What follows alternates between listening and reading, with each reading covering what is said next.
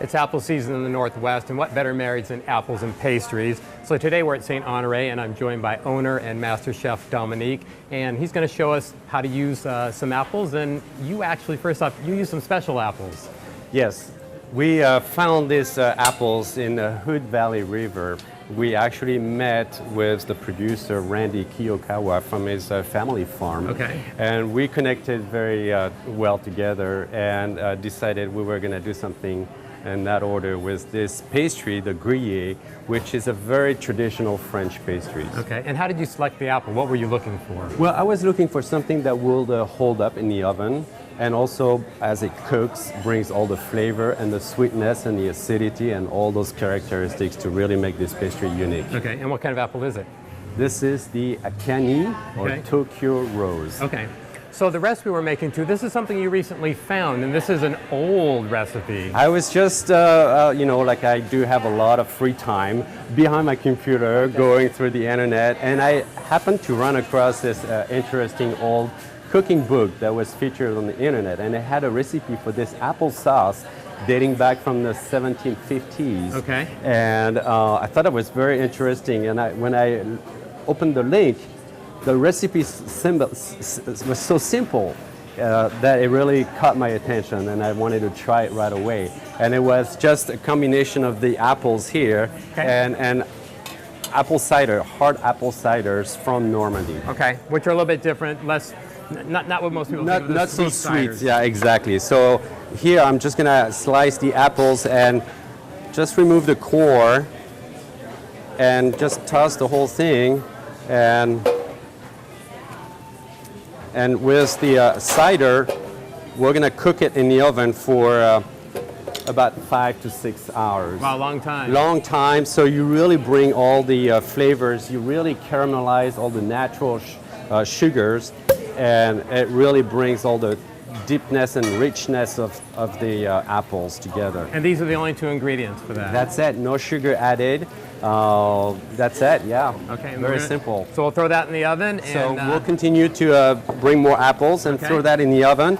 And then we'll see the product when it comes out of the oven and start building the pastries together. All right. We'll take a look when it gets done.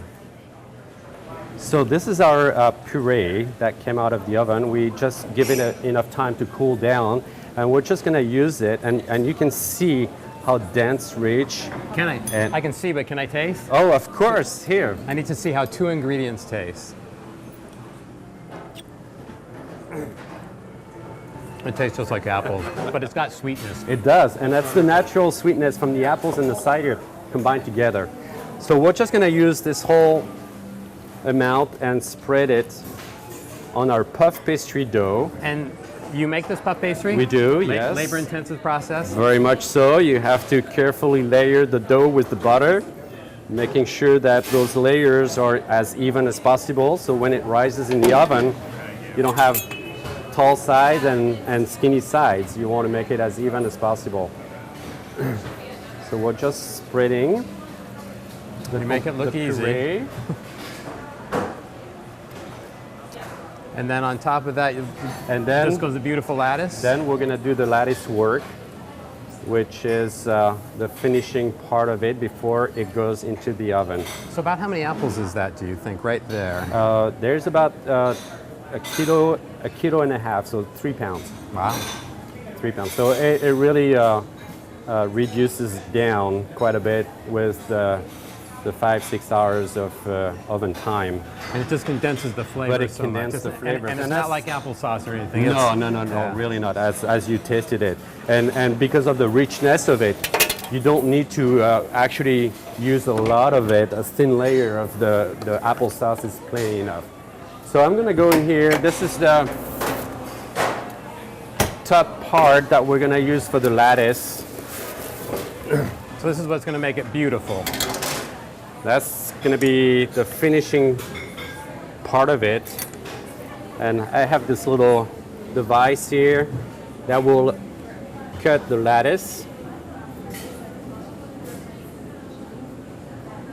So it's a little tricky to start with.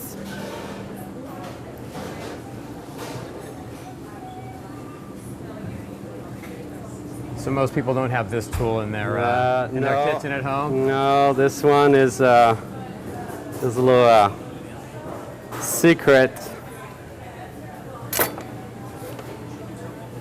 So while you're putting that on, tell us a little bit about some of the other apple pastries that you're going to be making with these apples. So we're also doing, with the same apples, an apple tart. It's a thin layer of pastry dough and a little bit of sugar and vanilla together. Sounds good. And sliced apple on the top. So again, it has a very, very nice, rich, dense flavor, and it's also the flavor of the season with all these apples. And these apples are obviously short season, so are you going to select another apple? So we have already a second apple selected for when we run out of this first crop. That should take us through pretty much the end of the apple season.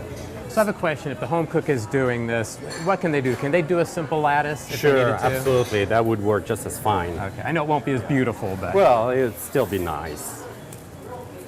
And we'll just apply the lattice on the top, just like that. And it's little egg wash to finish it and give it a nice little color when it comes out of the oven. And this is just an egg beaten together. So the whole egg. The whole egg, Okay. yeah. That gives it the nice sheen. Exactly. Et voila, next to the oven. Into the oven. That's an oven. I smell something's ready. Yeah, I think so. Let's go and take a look at it. Oh, beautiful. Beautiful, just on time, and there it comes. Very nice. So we're gonna take this and do the finish of it with the low glazing and cut it, slice it, so it's ready to go for our customers to enjoy. So while you're doing that, I noticed your collar, your chef collar is a little bit different than what I normally see. Does it have a significance? Yes, the color is the recognitions for the French flag, blue, red, and blue, red, white. And those colors is a distinctions for being awarded at that time back in 1989, and I received the certifications in 1990 of being the best baker of France at that time. That's a huge accomplishment, right? It is, yes, it is. Very few candidates have the honor to receive that distinction. Wow, that's really nice. Yes. Tell us also a little bit about your locations and what you serve. So here at Saint-Honoré, we started almost 10 years ago. That was my wife, Stephanie, and I, long time dream come true. And we just wanted to go in and provide an ambiance of a traditional, very French bakery.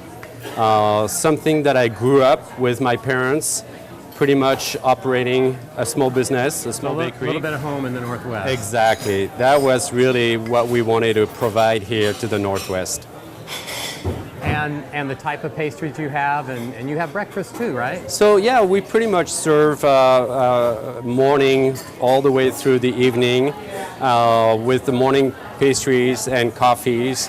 We also have a nice lunch menu with our own sandwiches and soups and salads that are homemade. And same thing for the dinner evening. Well, Chef, I want to thank you very much for allowing us in your kitchen and for sharing. And now I want to know, are you going to share? I think so. Let's do that. Thank you very much.